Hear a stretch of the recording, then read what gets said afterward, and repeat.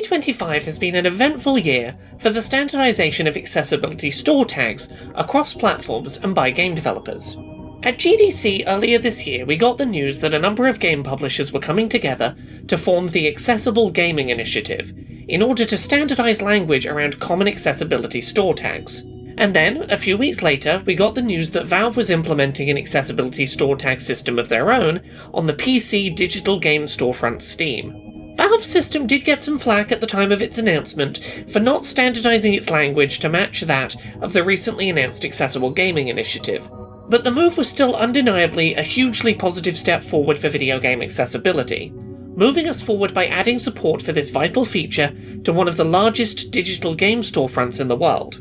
For those unaware, accessibility tags are a way for game developers to tag their games so that disabled players can see at the point of purchase whether a game has a number of common accessibility features that they might need to be able to play games, without needing to look up external accessibility-focused game reviews to learn that information. The feature is currently supported on both Xbox Series and PlayStation 5 consoles. When Valve's accessibility store tag system was initially announced, it was revealed that game developers could optionally answer a series of questions about their game, with explanations provided to help developers know whether or not they should self-apply an accessibility store tag to their game or not. The feature wasn't public-facing at the time of its announcement, with developers able to tag games in the developer backend, but those tags not yet being visible to players.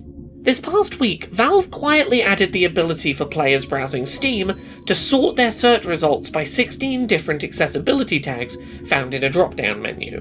The new feature wasn't loudly publicised, but it is now live seemingly globally for disabled gamers to experiment with. So, how does it work in practice? Pretty well, with a couple of limitations. Within the Narrow by Accessibility feature drop-down, players can find the following settings. Under Gameplay, players can filter by Adjustable Difficulty and save any time. Under Visual, players can filter by Adjustable Text Size, Subtitle Options, Colour Alternatives, and Camera Comfort. Under Audio, players can filter by Custom Volume Controls, Stereo Sound, Surround Sound, and Narrated Game Menus. Lastly, under Input, players can filter games by Playable Without Timed Inputs, Keyboard Only Option, Touch Only Option, Chat Speech-to-Text, and Chat Text-to-Speech. Not to linger on an already discussed criticism, but one of the flaws of Valve's current implementation of these tags is that the definition of each tag isn't public-facing information, as well as not matching the newly defined standards of the Accessible Gaming Initiative. While developers are given detailed explanations of what it means for a game to receive the Camera Comfort tag, for example, players can't hover over that option in Steam for clarity on what receiving the tag means. As a motion sickness-prone gamer, I have no idea if that tag means that a first-person game added a center-screen reticle and called it a day, or if that game supports disabling head bob, altering my field of view size, and disabling scenes where camera control is automated by the game. There are wildly varying degrees of motion sickness support out there in different games, and I don't know as a player how strict Valve is being in its advice to developers about if they should apply the tag to their game or not. Beyond that, the feature isn't being highlighted to disabled players who aren't actively looking to find it.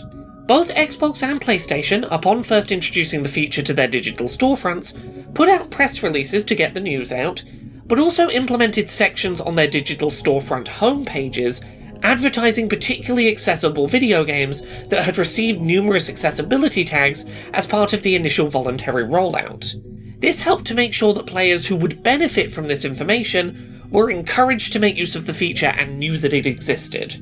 Even as someone who was actively looking for these filters, I took a little time to find them, as initially I attempted to find a way to access these filters on the Steam homepage, before realising that the only way to see them is seemingly to manually search for a genre or similar tag in the search bar, then filter the results that are shown for that specific search. You can't, for example, go to the current Steam Demo Fest that's going on and search that by accessibility tags. You have to be making a dedicated search to use these filters. While I believe these are valid complaints and things that I would love to see addressed, with a wave of deliberate promotion of the tag's addition to the store and a way to use these filters on main store page sections, such as the new and noteworthy section that I make a lot of use of, I do think overall the addition of these tags is a really positive step forward for both Valve and the wider gaming industry. Do I wish there was more transparency about what it meant for a game to receive a Steam accessibility tag? Sure. Do I wish that there was some standardization in those meanings alongside other companies' tags? Yes. But at the end of the day, I can now at a glance see more easily if a game that I plan to play has in theory attempted to make itself more accessible to me as someone with chronic motion sickness, for example, or if I can save at any time as someone with ADHD who sometimes skitters between different titles erratically, seeking for dopamine.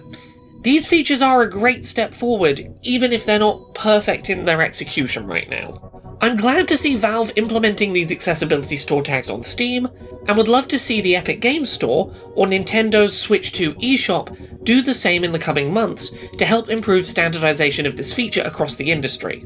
This is a step in the right direction for video game accessibility, even if there are tweaks that it's reasonable to hope for with regards to the specifics of that progress. Thank you so much to this month's Patreon backers who help make this show possible. You can support the show and everything I do at patreon.com/LauraKBuzz.